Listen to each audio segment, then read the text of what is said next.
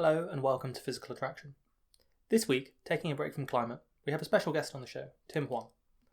Tim Hwang is a writer and researcher, and he's the author of Subprime Attention Crisis, a book about how online advertising may have become a bubble.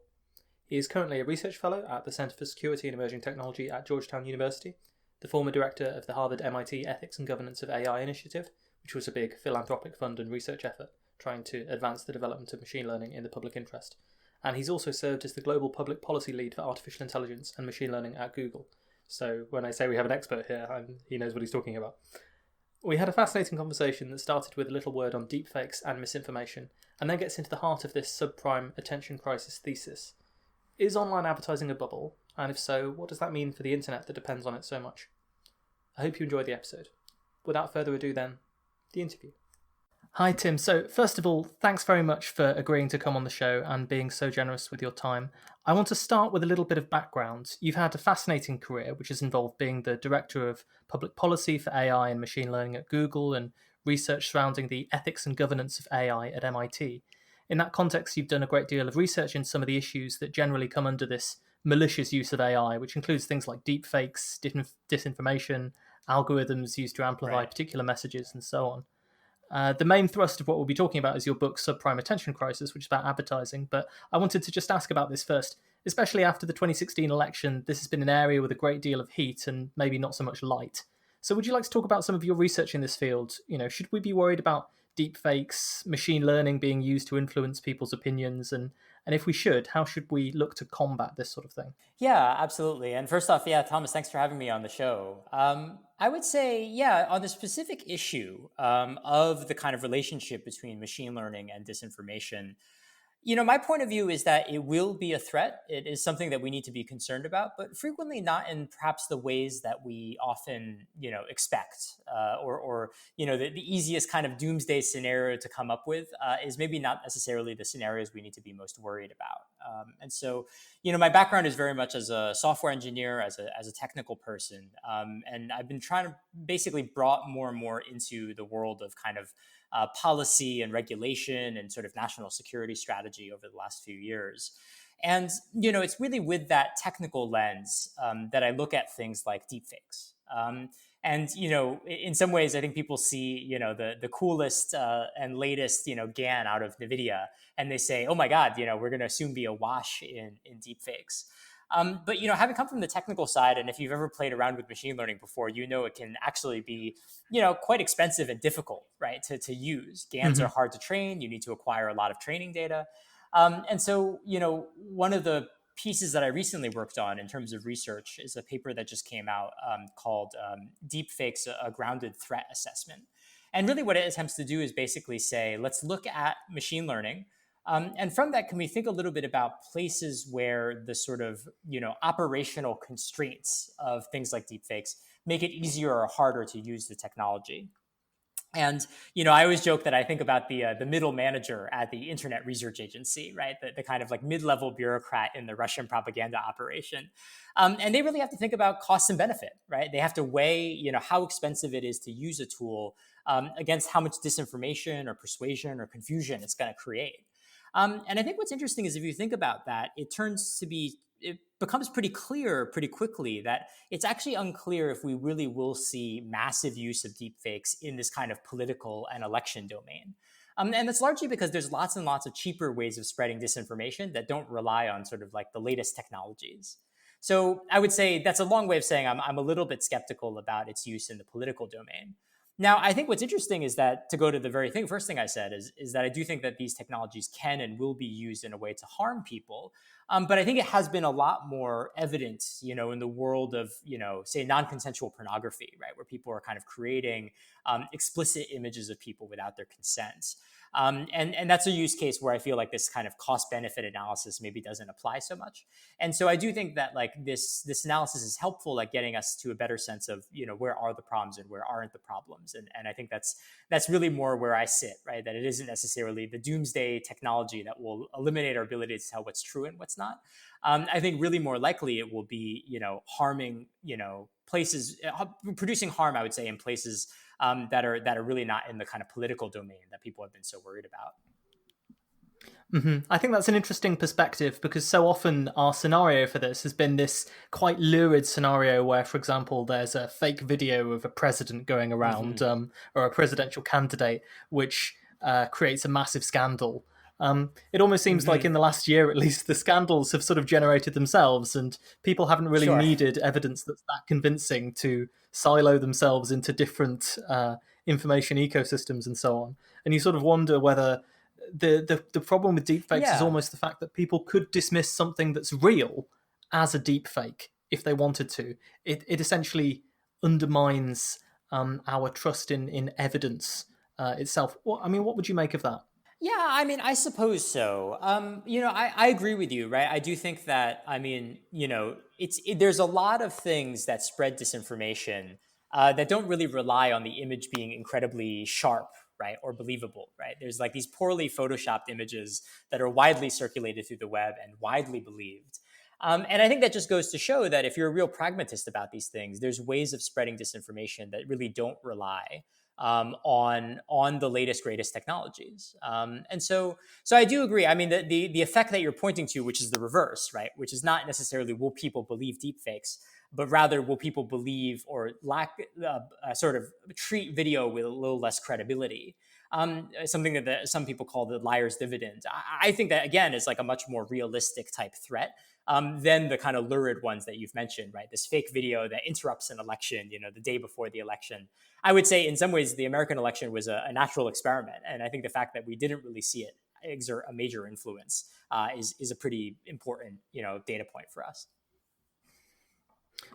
Because it's almost like part of the issue with misinformation and disinformation is people's willingness to believe it takes them most of the way there, rather than necessarily just the convincingness of the evidence.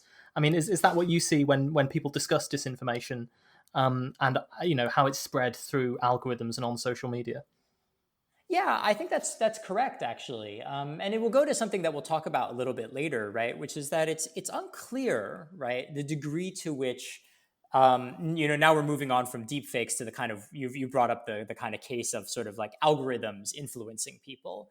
It's interesting. I mean, the evidence for that is a lot less clear than you might think, and I do think that we always have to separate what is the impact of the technology versus these deeper kind of social forces, right? Because again, I don't think that the belief in a deepfake is going to be based on how sharp the image is. A lot more of it will have to do with does that person primed to believe the narrative that's being expressed? Do they get something out of sharing that kind of content with other people? Those forces are the ones that really make a difference, I think, in the spread of disinformation, more than this kind of cool machine learning demonstration that someone can do. And then it becomes a harder problem for the tech companies to solve in a way, because their inclination, I think, is to engineer their way out of problems that they might have engineered their way into, and to say what we need is more machine learning and more AI tools that can recognize these fakes or automatically prune out this disinformation.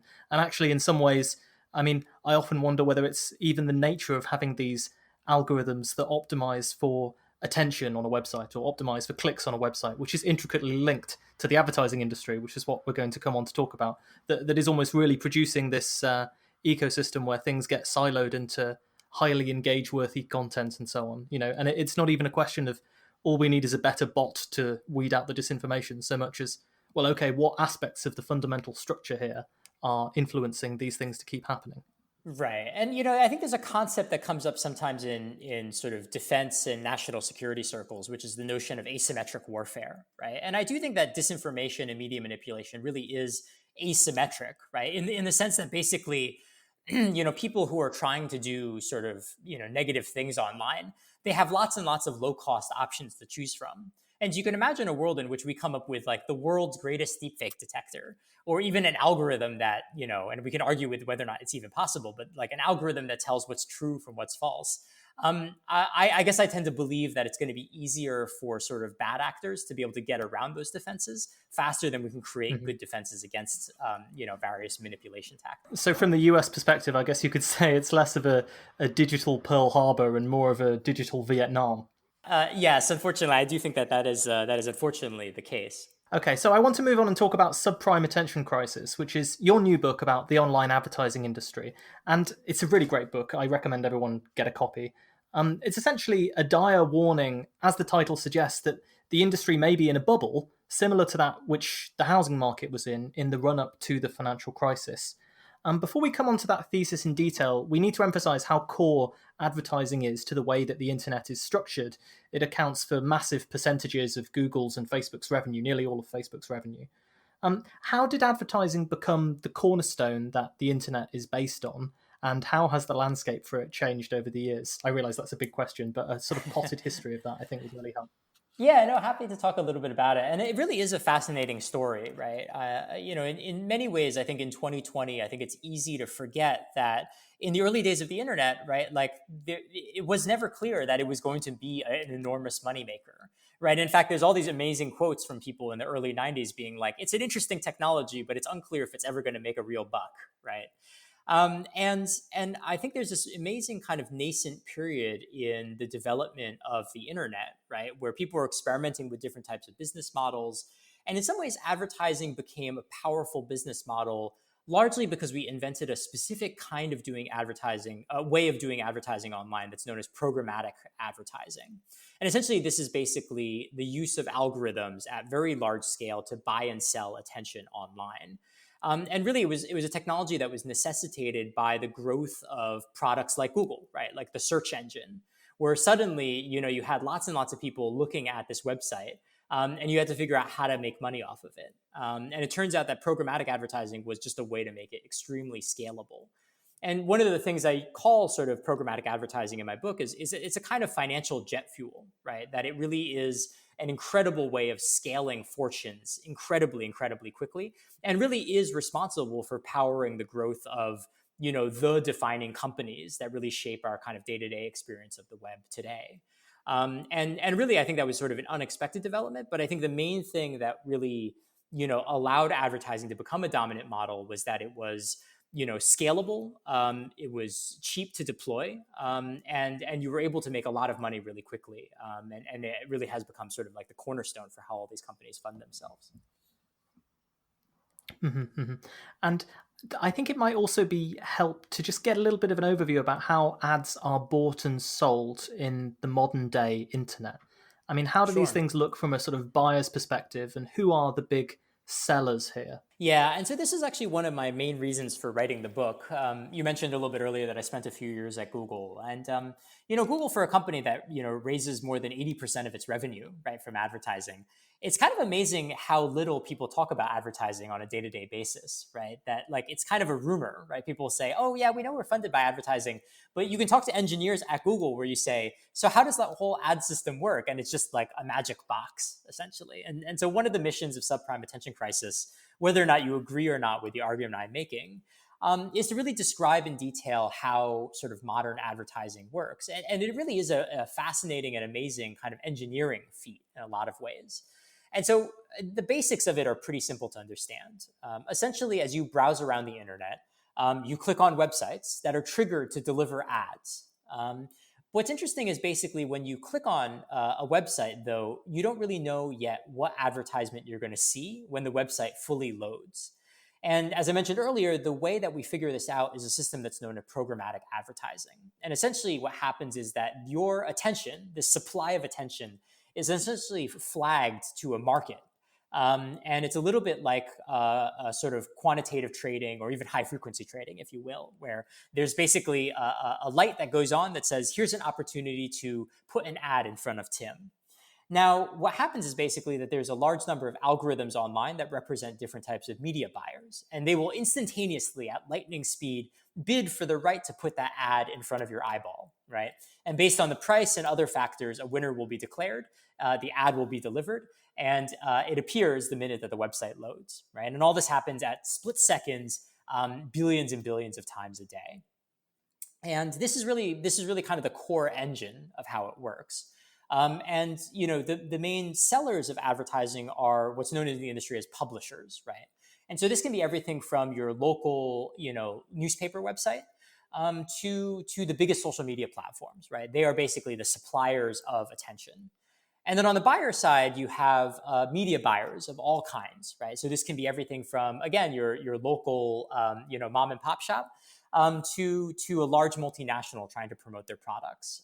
And what programmatic advertising has done is kind of create a massive marketplace where both publishers of many different sizes and sellers of different sizes, or buyers of different sizes, can all be sort of together in the same market. I was actually at the International Conference on Machine Learning a couple of years ago, doing some stuff on climate change, which is my main area of research. And I was fascinated to see just how much of the machine learning community is actually solving all of these very complicated mathematical problems that are ultimately about, how to best serve an ad to an audience and who they think is going to maximize the probability of clicking on the ad and so on.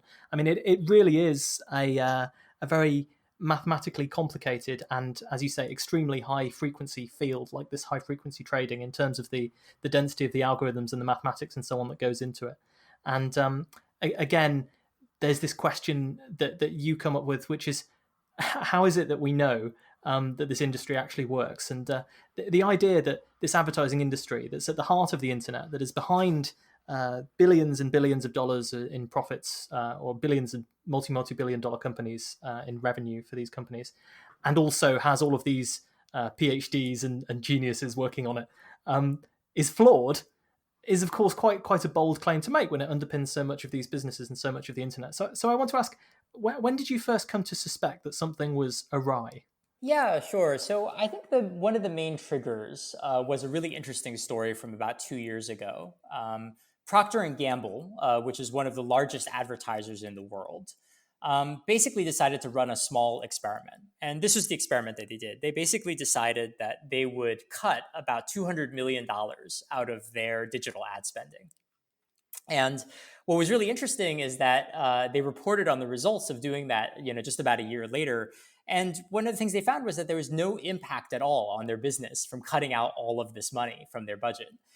In fact, because they were slightly more efficient than they were usually, they had actually expanded the reach of their advertising slightly. And I found that story just so compelling and so interesting, because it really begs the question, what is all that money going to, if not to impact sort of the actual business? And I think that story was just so compelling that I started digging. And the more I dug, the more that I found, and the more interesting and sort of confusing the situation became. So it's interesting you mentioned this story of Procter & Gamble throwing away all of this money, because there's a famous advertising aphorism where an advertiser said, half the money I spend on marketing is wasted. The trouble I have is I don't know which half. But digital advertising, when it came out, kind of promised to change that by giving you the ability to measure the response to your ads in a more fine-grained way than ever before. If you put up a billboard, you don't necessarily know who's looked at it, you don't know who's been influenced by it, but with cookies and trackers and so on online, you actually should be able to know something about how effective your ads are being. So can we talk about this idea, these metrics for the success of advertising and how they shape the ad industry, and also how accurate it is that advertisers can really use these digital ads to more accurately measure the impact of what they're doing? Because you would think, given that there wouldn't be a situation where Procter & Gamble are throwing millions at some ads that don't seem to be doing anything. Sure. Yeah. So there's a lot there for sure. I mean, I think that, often these debates kind of get like, they collapse into a single question, right? Which is, do ads work or not, right? But I think it's worth taking a step back and considering how many things need to happen for an ad to even get to the position where we're debating whether or not it works, right? So the first question is like, is the ad delivered to a human or not, right? One of the really interesting aspects of the modern day ad ecosystem is just the enormous prevalence of fraud in the marketplace. There was a study from a few years back that suggested that almost 60% of display ads are fraudulent, in the sense that the ad is sort of delivered, but it's not delivered to a person. It's either delivered to a bot that's designed to click on an ad, or it's delivered to someone who's part of a click farm, right? They're sort of paid to click on ads. So that's the first piece, right? Enormous prevalence of ad fraud. On the second hand, okay, there's whether or not we deliver to a human or not. There's a second question of whether or not that delivery is to a relevant person. And there's a lot of evidence to suggest that the data that's used in targeting advertising is highly faulty, right?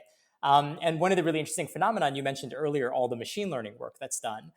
There's some studies to suggest that basically a lot of this machine learning, what it does is it finds people that would have bought a product anyways, even if you hadn't advertised to them. which is somewhat reasonable, right? Because you're basically trying to pattern match with people who have bought the product in the past. And so I think that's the second piece, which is another bit of intermediation. This is quite common to machine learning algorithms. Yes. All you tell them to do is to maximize a certain thing, right? Right. And they will find whatever way to do that, even if it's some trivial way that is the way you don't want them to do. So a classic example is these things are often tested on video games. Right. And you tell it to complete the level and score as many points as possible. And quite often these things will find a cheat in the video game, or they'll find a bug that allows them to score infinitely many points. Right. And in the advertising example, this is quite similar to, for example, these algorithms sort of stumbling upon the fact that people who Google the word eBay are quite likely to then go on and buy something from eBay. Yeah, exactly. And you're referencing a great study there, right? Which is that actually was an experiment that eBay had conducted. And the results were definitely that, right? Which is that a lot of advertising is delivered to people who would have purchased anyways, right? And so there's a causal question with some of that's being done. And then on top of that, there's another layer, which is, okay, say the ad is delivered to a human, it's delivered to the right human. Then there's a question of, does the person ever see it at all, right? And the problem there is that ad blocking is on the rise in many cases. Google itself did a study a little while back that suggested a huge number of ads are just never seen because they're loaded, but they're below the fold, for example, in a browser, right? Or they're placed somewhere that no one never even notices it, right? And so finally, if you get through all those gates, we finally get to the question of, are ads effective or not? And I think this is actually sort of the really interesting thing, is that we do have this assumption that all of this data gives you the ability to target ads more effectively.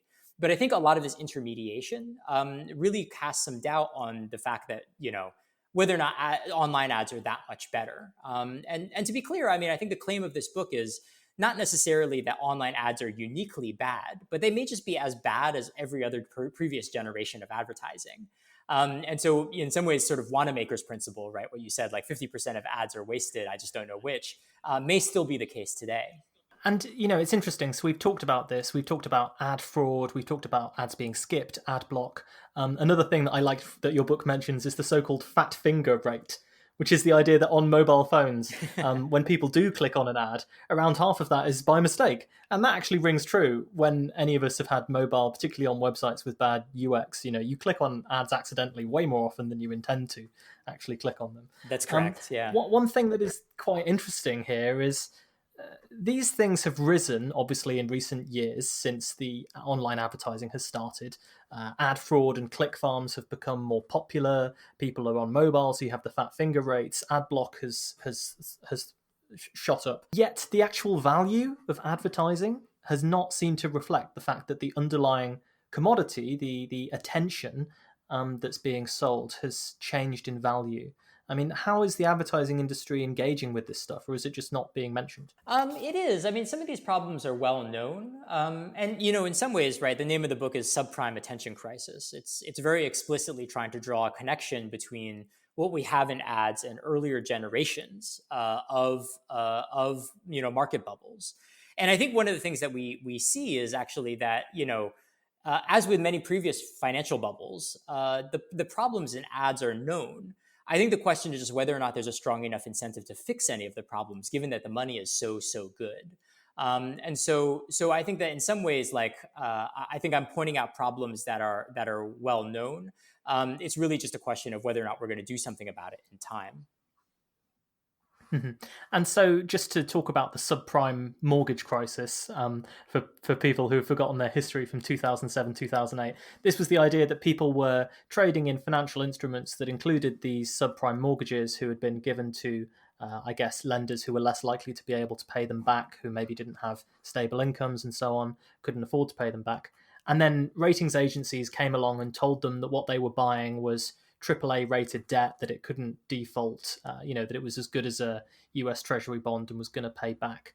And so the idea that you have here is that the attention that is being kind of parceled and bought and sold on the online advertising industry is similarly subprime, in the sense that if you dig into it, a lot of what you think is valid clicks and engagement that is driving sales. So, for example, in the eBay case, they did think it was driving sales because their way of measuring whether it's driving sales is there a sale after a click? And if the algorithm has found people who are going to buy anyway, then you'll succeed quite often in that case. So it's almost a case that you can't necessarily measure what you're doing, and you can't Right. dig into the quality of the attention so well. So one of the things that I think is a very interesting parallel between those two situations is, as you say, the problems were known about. People at the time knew that they were bundling up these mortgages, that they didn't really know what was in them, and they knew that in many cases that what was in them was not actually going to be good debt at the end of the day. And yet, ways in which the system was structured just meant that the incentives for everyone were kind of perverse. So the incentives for the people who were selling the bonds was to get more mortgages to put in the bonds. The incentives for people who were selling the mortgages was getting a bonus every time they sold a mortgage. People wanted to take on loans that they couldn't pay back because it gave them the opportunity for a household. And so at every level, you have a different perverse set of incentives that is getting people to continue with this system that isn't necessarily working so well. Would you like to talk about some of the parallels then between specifically that subprime mortgage crisis and the attention economy? And again, whether there's this similar structure where people have these incentives that is making them carry on with something that is not necessarily working so well? Yeah, absolutely. So I think there's a number of parallels, of course, but I think maybe there's two that are perhaps most salient and I think worth mentioning. The first one is, I've gotten a very sort of interesting set of responses now that the book has come out. And one of the arguments that I hear most from people in the ad technology industry is an argument that goes a little bit like this. They say, don't a lot of people put a lot of money into the ad market? And isn't that proof that ads work? Because they wouldn't put the money into it if it didn't work, right? And I think it's just a fascinating statement just because it parallels so closely the kinds of discussion that were happening during the subprime mortgage crisis, right? Which is everybody's putting money into these mortgages. They work really well, right? And isn't the proof of the market proof of its success? And I think one of the projects of the book, I think, is to decouple those two things, to basically say, no, just because a market seems to be succeeding, just because a lot of money seems to be flowing into it, doesn't mean that it's stable, right? And doesn't mean that the underlying value isn't, collapsing actually right in front of our eyes. And so I think that's one parallel I think that's really worth keeping in mind. I think the second one, which is a parallel that we haven't talked about just yet, is that a lot of people don't think about all of the ways in which advertising is intertwined with their lives now, right? Because I think some people will say, oh, well, if online ads fail, will it just be that Mark Zuckerberg has a few less $1 billion? And I would say no, right? Because I think that increasingly, all of media, journalism is dependent on the programmatic advertising system. You can also think about all the free services that you use, Google Docs, right? Search engines, that really rely on advertising to subsidize. One of the most interesting things, talking about machine learning, right, is that some of the most leading industrial labs in the world, your Facebooks and Googles of the world, their research labs they're not revenue positive, right? And so one way of thinking about it is that there's a whole world of cutting edge research, which is largely subsidized through ads. And so a little bit like mortgages, the failure of this one market is likely to have all sorts of collateral impacts that we don't normally think about. And I think that's a second really important parallel to keep in mind when thinking about the sort of, similarities and dissimilarities between now and 2008.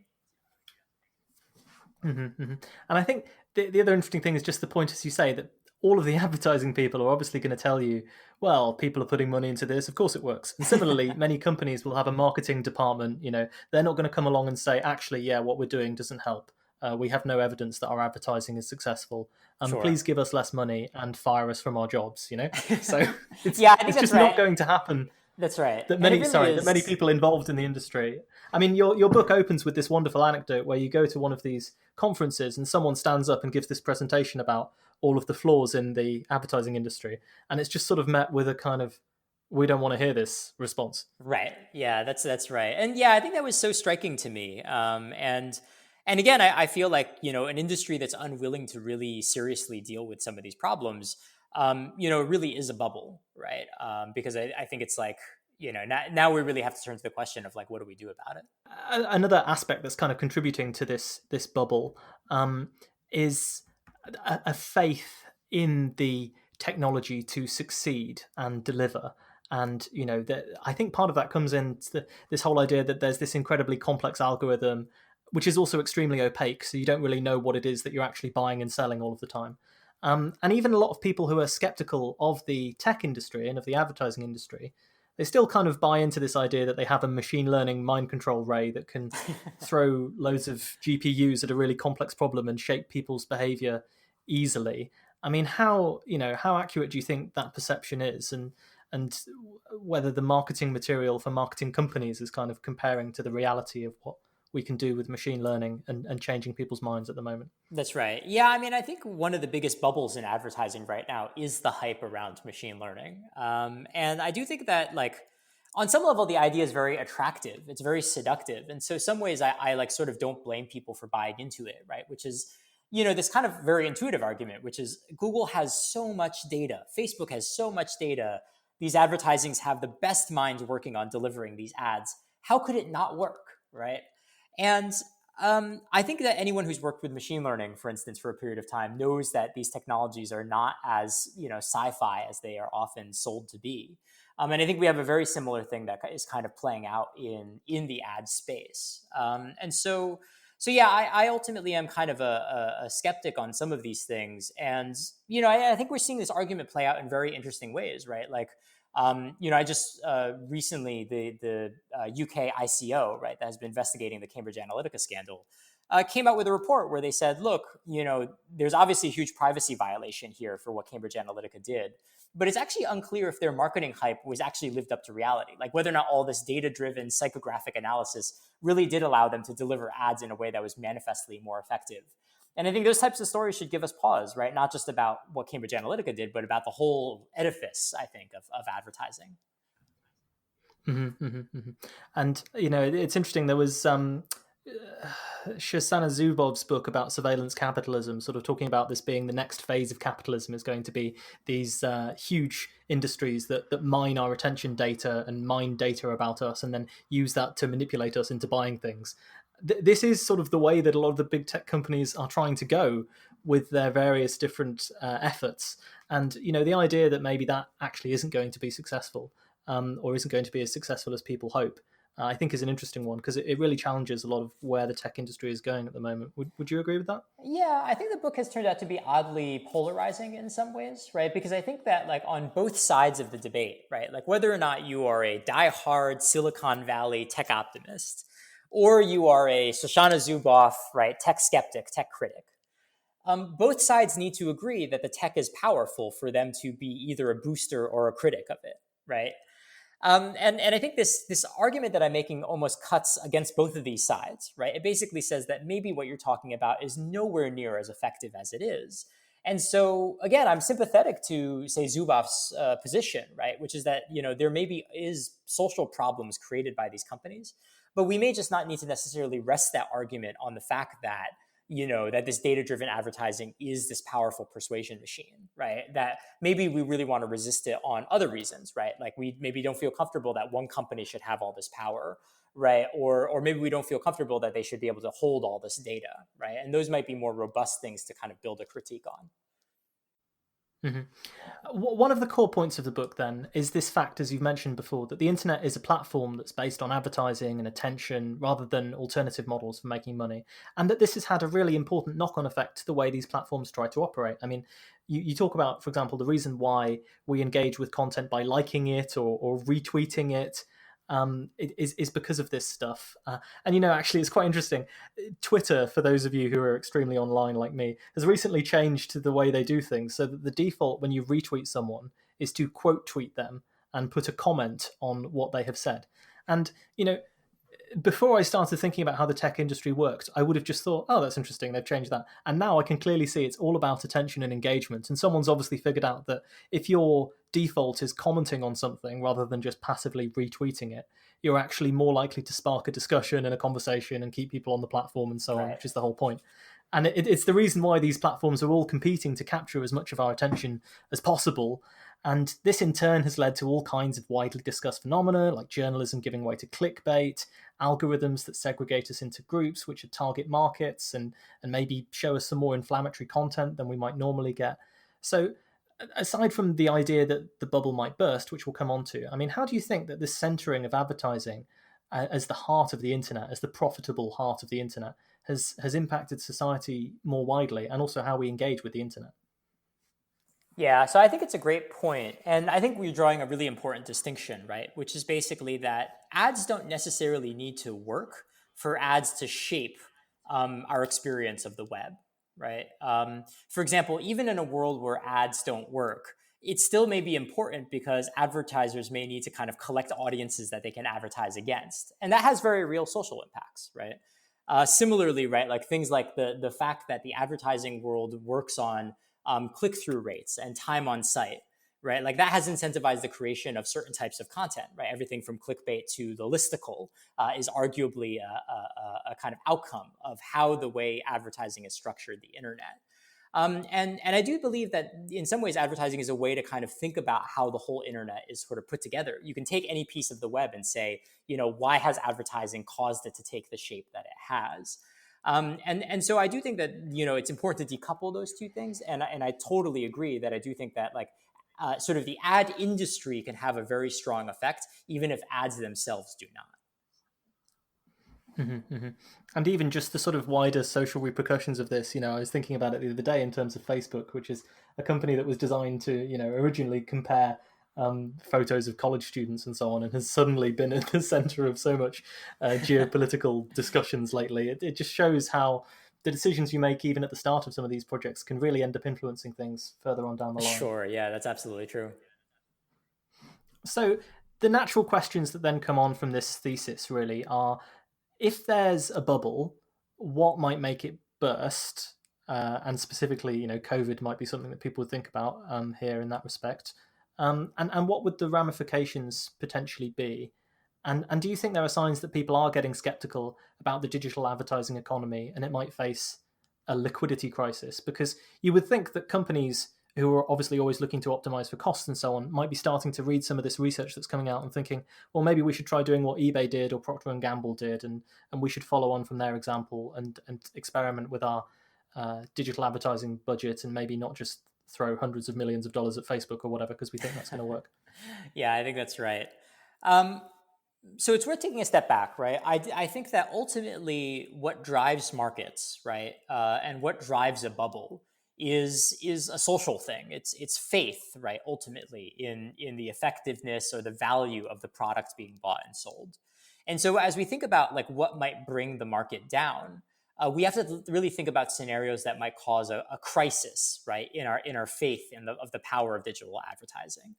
And so I do think that, yeah, you've already pointed out one scenario, which I think is very realistic, which is, the experiences of a few large ad buyers, basically shutting off digital ads and not seeing much of an impact is a pretty big deal, right? And I do think that it could potentially create a cascade where a bunch of people say, well, maybe we should try that as well.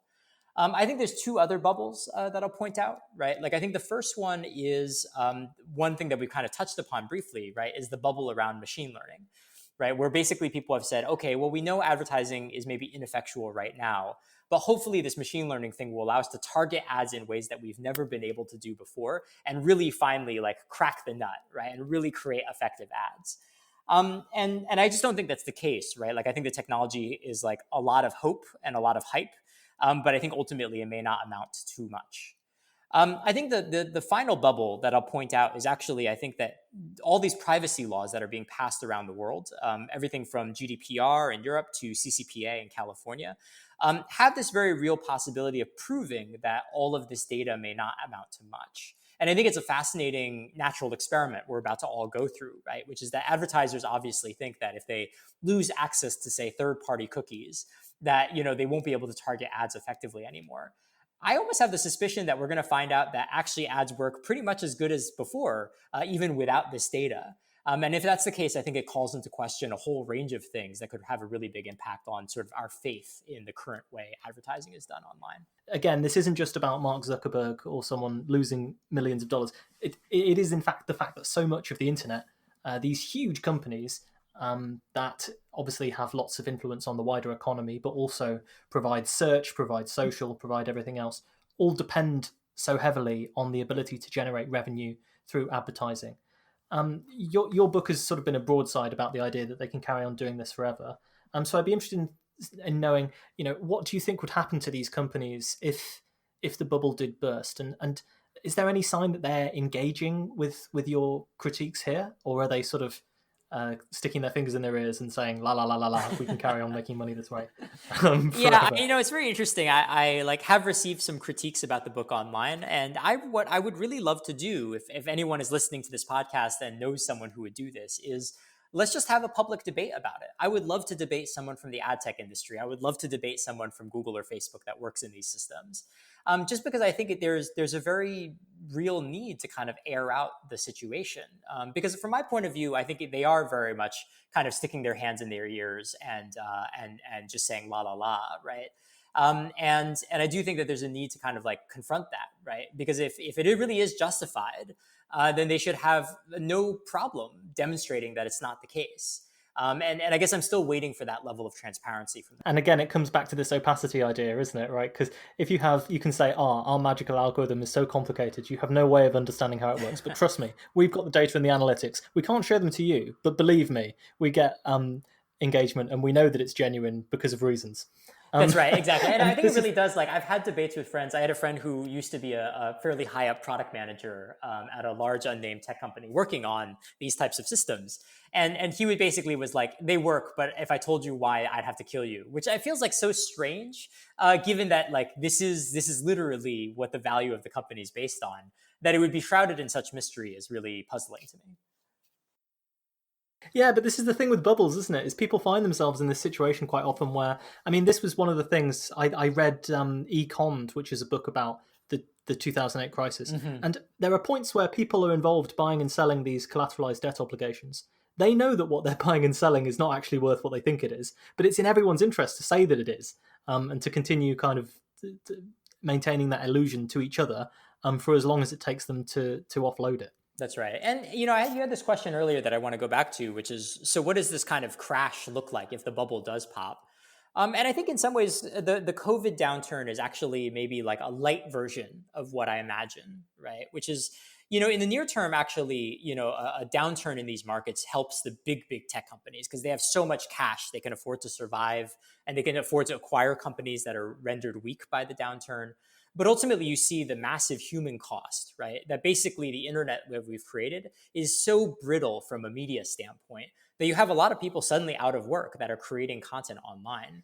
I think if the bubble got even worse beyond that point, and I talk about this a little bit in the book, I think it would actually raise some of the same difficult sort of public policy questions that we had in 2008, right? Which is, do we want to bail out these big tech companies? And I think that would be really fascinating if we ever ended up in that kind of scenario. I mean, you mentioned the journalists. I think one anecdote that comes back to me a lot is how, just showing you how the advertising industry and dynamics within it can drive journalism and things like people. This is the pivot to video. Yeah, sure. I use it as an example for, what people often say is like, well, Tim, don't we have a lot more data to measure ads? And on that count, aren't ads a lot more transparent than they used to be, right? As against a billboard or something like that.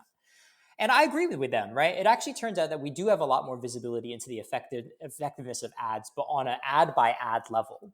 Generally, we actually have a lot less visibility into how the market as a whole is evolving. And one great example of this is the pivot to video. So a few years back, basically, Facebook came out and said, video is going to be the next hot thing on Facebook. We're finding that people watch a lot of video. And so if you want to be content that succeeds on our platform, you need to double down, hire video producers, fire other people. And a lot of media companies followed suit, right? They said, okay, we're going to go ahead and do this. And it came out basically, not too long later, that Facebook had basically overstated the amount that people were watching video on their platform by 60 to 80%, right? And they apologized at that point, and there's been lawsuits, and it's been a real mess. And whether or not you think this was intentional deception or just negligence, I think it really goes to show how little we know about what actually works and what doesn't work online, and how much we really have to rely on, just our faith in the word of these big tech companies to make assessments about the market as a whole. Yeah, I think that's interesting. Again, it's this control of information flow and this opacity that's the interesting point here. You compare advertising and the internet to the role that oil has in our society in terms of being the lifeblood and the transportation and underpinning so much of how it works, and also in terms of the fact that the demand for oil affects the economy in so many other ways. I mean, we remember the oil shock of the 1970s, where that caused global recessions because of this one commodity that had changed in value. And much as, we in the climate space think about how we have to, if we stop producing oil tomorrow, it would be a disaster because no one would be able to transport themselves around the Right. place. We can't necessarily have this bubble bursting. What we need instead is in climate, a very rapid, but in any case, a decarbonisation, a removal of fossil fuels, and a replacement with them with something else that will continue to provide us with the services we want. And it's very similar in what you might want to do in the internet, which is strip back the role of advertising and the role that advertising plays. And if we accept this premise that it's not going to be sustainable to have this model of the internet for too much longer, then how can we de-advertise the internet? What might replace it? Yeah, absolutely. And I would say I'm more of a moderate on this issue. You definitely meet some hawks that say, look, we should have no advertising on the internet ever. And I guess I can't bring myself to necessarily hold that position just because we know that advertising is a good model for certain types of things, right? Like that we know that, for example, advertising makes services a lot more accessible than they would otherwise be, right? Like the fact that Google search is free is a pretty big deal, right? And there's a lot of people who wouldn't be able to pay a subscription to it. And so I do think that the real kind of crux of the book is not necessarily to argue that we need to get rid of ads. It's really more to challenge the idea that ads should be the monoculture, right? The single kind of business model that is really responsible for really shaping a lot of our everyday experience online. And so the vision that I really want to get to is I would say a more diverse set of business models. And so some of it's very old fashioned, right? To basically say maybe we just need, we need more subscriptions, right? Like that is one model that I think is very sustainable. I think there's been really interesting things with things like micropayments, right? And I do think that finally, like some of it may also just be a little bit about how we structure the actual business of media. Especially in the kind of COVID era, there's been a lot of interesting experiments with, worker co-ops, right, run by journalists. And I think those types of models are interesting. And again, I think what I want to see is like more experimentation in the space, because I feel like, again, a monoculture is brittle, and its tendency is that when it fails, there's a lot of problems. And so I think a more diverse ecosystem is one that's more robust, even though it might grow, say, less slowly. Yeah, absolutely, and it would make way for other types of website and other types of web experience as well. I think. I mean, a lot of podcasting is an interesting venture in this because it has advertising, but also I would say the subscription model with Patreon and so on is something that a lot of people have got into, and they're sort of starting to do it independently, even in some cases to get around the gateways that are associated with advertising and finding ad buyers. So it might be an interesting aspect of how these things are starting to evolve and different platforms that offer different revenue models for people who are making stuff. Yeah, definitely. And I think one of the questions I ask myself often is like, can we find a business model that scales as quickly and generates as much money as advertising? And I think if you're an optimist, you say yes. If we experimented more, we could find that business model. But I also, think that we should also seriously consider what it means if that answer is no, right? And ultimately we start talking about values, right? Which is, are we okay with an internet that grows more slowly, is maybe less accessible, all these types of things for the opportunity to get rid of ads or reduce the influence of advertising. And I think that's a big policy question, but I think really that's the direction we should be thinking about is like, what's the internet we want to have? And that's kind of where I think the discussion should be pointed. Mm-hmm. And it's interesting because there are different models too. I mean, you talked about what would happen if Google couldn't be accessed because it no longer had advertising. Would we want to nationalize something like that? Would we want to have it run as a taxpayer service? People talk about, for example, the benefit to the economy that Wikipedia has from making the world's information accessible. That's another economic model entirely because that's voluntary contributions and supported by donations as well. So again, there's sort of different ways of running the internet that appear in little corners of it that are kind of not a little bit outside the ad behemoth, and maybe more of the internet looks like that in the future. That's right. Yeah. And I think that there is a very strong bit of path dependence. I recall very distinctly, I used to live in San Francisco, having a number of friends that pitched startups that were basically based on non-advertising business models. And they were actively encouraged to prioritize advertising-driven business models because it made a lot of money very quickly. And so I do think that there's some dimension to which like this is the model that we know that works. And particularly if you're a VC, you want to see those returns. And so I do think that there's this kind of finger on the scale, if you will, to the level of business model experimentation that actually occurs in practice. Tim, this has been a very, very interesting conversation. I hope that our listeners have enjoyed it. I want to ask you, first of all, whether there's anything that you're working on now and other things that you're working on, and also where people can find your work and find out more about what you've written alongside, of course, Subprime Attention Crisis, which you should get if you want a really deep understanding of this subprime attention crisis. Sure, absolutely, yeah. I guess there's the main project I'm working on right now. Later in the book, not to give away the ending at all, is that I do envision a kind of creation of a kind of like punk rock research center, who's dedicated to try to blowing up the bubble. And I really want to go about trying to build that. And the first project that we've launched is something called AdLeaker. It is basically a sort of secure whistleblower phone number that people can text over Signal. And the idea essentially is to encourage people to drop information, right? Cast a little bit of light on what has been hidden in the ad industry. And so that is one project that I'm working on right now. But generally, if you're interested in these kinds of things, I'm online at timhwang, timhwang.org, and also on Twitter at Tim Hwang, so timhwang. Tim, thank you very, very much for coming on the show today. Yeah, thanks for having me on the show. Thank you for listening to this episode of Physical Attraction, and thank you for Tim Hwang for spending so much time with us and being so generous with his time, and also for the book. You can find him on the web at timhwang.org, that is Hwang, and Tim Hwang on Twitter as well is his @ there. Now, there's plenty of different ways that you can engage with us. You can find us on Facebook, Physical Attraction, on Twitter at PhysicsPod, on Patreon, that's patreon.com/physicalattraction, where you'll find all of the podcasts as early as I can release them, and plenty of bonus episodes that are only available to Patreon subscribers. Thank you so much to everyone who has already subscribed and is helping to support the show and keep us going. I really, really appreciate it. You can also make one-off donations to us on PayPal, and you'll find the link to that on physicspodcast.com. If you go to physicspodcast.com, you'll also find the comment and question form. Please do send in any questions that you have, particularly if they're on the subject of climate change and the Climate 201 series. I'm writing a lot of those episodes now, and I really want to make this a very good learning resource for people so that I can use some of my network and some of my experience that I have in this field to really answer the questions that you have about climate change. So please, if you have any of those, do send them in and I'll try to answer them in future episodes. Other ways you can engage with us, there's the Science Podcast Facebook group on Facebook, and we have a subreddit, which is currently not very well frequented, but you can go in there if you want to discuss those episodes with other listeners. That is reddit.com/r/physicspodcast.